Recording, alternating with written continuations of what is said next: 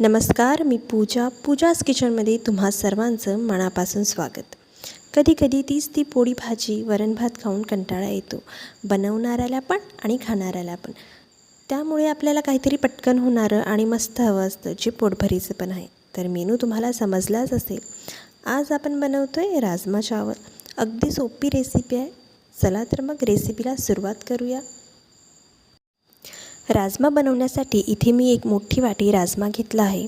हा राजमा आपल्याला स्वच्छ पाण्याने धुवून 7 ते 8 तास भिजायला ठेवायचा आहे. 7 ते 8 तासानंतर आपला हा राजमा छान भिजलेला आहे. कमीत कमी 5 ते 6 तास राजमा भिजणे आवश्यक आहे. आता राजमा चांगला भिजला आहे.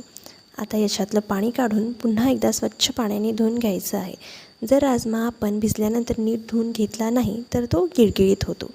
स्वच्छ धुवून घेतलेला राजमा कुकरमध्ये काढूया. यामध्ये आता चवीपुरतं मीठ सोबतच काही खडे मसाले घालूया. अर्धा ते पाऊण इंच दालचिनीचा तुकडा, एक मोठी इलायची आणि तमालपत्र.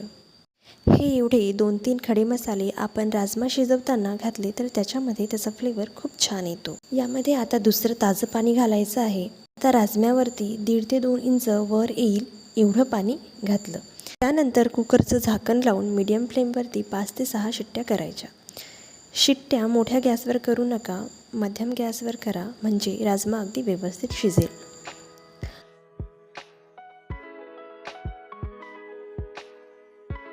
आता इथे आपला राजमाचा कुकर झालेला आहे. पूर्णपणे वाफ निघून गेलेली आहे. राजमा अगदी व्यवस्थित शिजलेला आहे.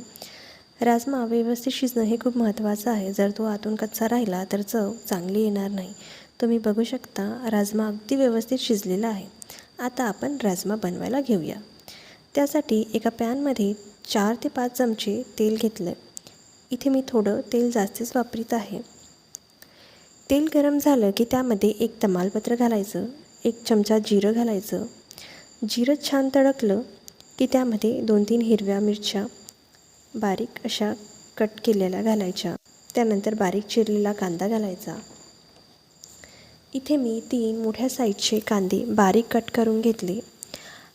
आता कांदा आपल्याला नेहमीपेक्षा थोडासा जास्त तांबूस रंग येईपर्यंत परतून घ्यायचा. तर कांदा आपला 5 ते 6 मिनटांमध्येच तांबूस रंगावर परतला गेला आहे. याच्यामध्ये 1 चमचा आलं आणि लसणाची पेस्ट घालून घेऊ आणि मंद आचेवर 1 ते 1.5 मिनटं कांद्याबरोबर परतून घेऊ. आलं लसणाची पेस्ट छान परतून झाली. आता यामध्ये अर्धा चमचा हळद घालूया, चवीपुरतं मीठ, 2 चमचे मिरची पावडर,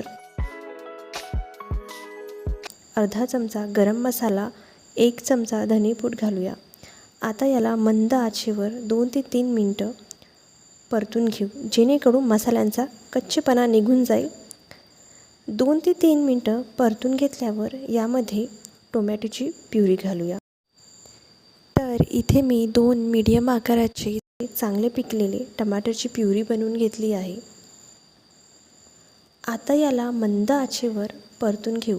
टोमॅटोचा आंबटपणा जाईपर्यंत, कच्चेपणा जाईपर्यंत आणि त्याला चांगलं तेल सुटेपर्यंत परतून घ्यायचं आहे. जर आपण नीट परतला नाही तर टोमॅटोचा कच्चेपणा आणि आंबटपणा ग्रेव्हीमध्ये येईल. तर 5 ते 6 मिनटातच टोमॅटो छान परतून झाला आहे. छान तेल सुटलं आहे, कच्चेपणा निघून गेला आहे. आता आपल्याला गॅस थोड्या वेळासाठी मोठा करायचा आणि यामध्ये शिजून घेतलेला राजमा पाण्यासहित घालायचा आहे आणि याला मिक्स करून घ्यायचं. तर चांगलं एकजीव करून घेऊया, म्हणजे याच्यात काही मसाल्यांच्या ग्रेव्हीच्या गुठळ्या असतील तर त्या मोडून घ्यायच्या. याला मिक्स करून घेतलं. आता लो फ्लेमवर झाकून याला 9 ते 10 मिनटं वाफ द्यायची. 9 ते 10 मिनटात चेक करू तर हे बघा, या राजम्यामध्ये सर्व मसाले एकजीव झाले. आता आपल्याला या राजम्यामधील 9 ते 10 राजमा असे चमच्याच्या सहाय्याने मॅश करून घ्यायचं आहे.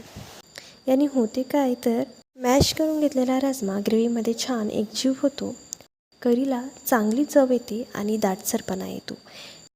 एकीकडे पाणी एकीकडे राजमा असं राहणार नाही. तर ही आपली परफेक्ट ग्रेव्ही तयार झाली आहे. याला एकदा हलवून घेऊया. त्यानंतर कस्तुरी मेथी अशी हातावर चुरून घ्यायची आणि शेवटी भरपूर अशी बारीक चिरलेली कोथिंबीर घालायची आणि याला मिक्स करून घ्यायचं. कोथिंबीर छान मिक्स करून घेतली, गॅस बंद केला आहे. तयार झाली मस्त चमचमीत दाटसर राजमा करी.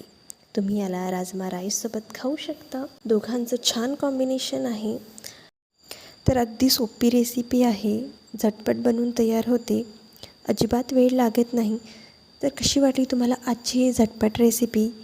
व्हिडिओ आवडल्यास तुमच्या मित्रमैत्रिणींना नक्की शेअर करा. पुन्हा भेटूया अशाच नवीन रेसिपीजसोबत. त्याआधी माझ्या व्हिडिओला लाईक आणि चॅनलला सबस्क्राईब करायला विसरू नका. धन्यवाद.